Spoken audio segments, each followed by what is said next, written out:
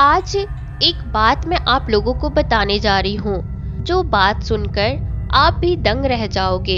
एक समय की बात है जब हम लोग नए नए कपड़े पहनकर बगिया में झूल रहे थे और हमारे गांव के लड़के पैगाम मार रहे थे, क्योंकि वह सावन का महीना था। नीचे बैठी हुई औरतें, बच्चे सभी हंसी खुशी गाना गा रहे थे और छोटे छोटे बच्चे तो नाच भी रहे थे, क्योंकि इसको भारत में बहुत बड़ा त्योहार माना जाता है।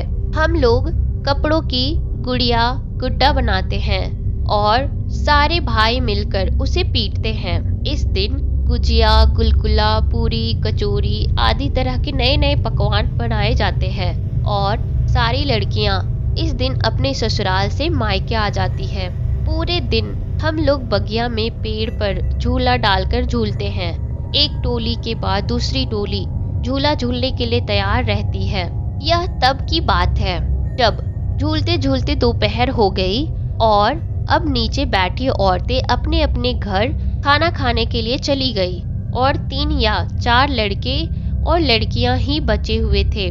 उसी समय हमारी 4 सहेली झूले पर बैठकर झूला झूल रही थी, जब कुछ लड़के अचानक वहां आ गए और बोले कि आप लोग भी घर जाकर खाना खाकर सो जाओ या फिर आओ, तब तक मैं आपकी बहनों को झूला झुला रहा हूँ। जो 3 लड़के बचे थे वह भी अपने घर चले गए और बोला कि थोड़ी देर में आ जाऊंगा, तब तक आप लोग इनके साथ झूला झूलो। 3 सहेलियां झूला झूलने में व्यस्त थी और गाना भी गा रही थी।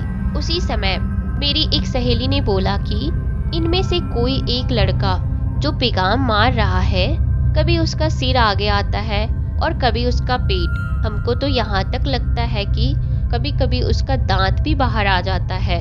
हमने बोला कि तुम थक गई हो, इसीलिए तुम्हें ये सब दिख रहा है। कोई ने उसकी बातों पर विश्वास नहीं किया। तब तक मेरी दूसरी सहेली ने भी यही बोला, तो मैंने बोला भैया आप लोग झूला रोक दो, हम लोग शाम को झूलेंगे। तभी वह लोग जोर जोर से हंसने लगे और बोला आप चारों सहेलियां अब मेरे साथ मेरी दुनिया में चलो। इतना सुनकर हम लोग जोर जोर से रोने लगे और चिल्लाने लगे। तभी वहां एक माली काका आ गए और उन्होंने हम लोगों को देखा तो सारी बातें समझ गए और जोर जोर से महामृत्युंजय का जाप करने लगे और माता जी का जयकारा लगाने लगे। तभी वो लड़के कहाँ गायब हो गए, आज तक मुझे पता नहीं चला कि वे प्रेत थे या फिर कोई और। हम लोगों तो माली काका के साथ घर पर वापस आ गए। आज भी जब नाग पंचमी आती है तो हम लोग बहुत सिहर जाते हैं कि वही या फिर कहीं वैसा दोबारा हमारे साथ ना हो जाए।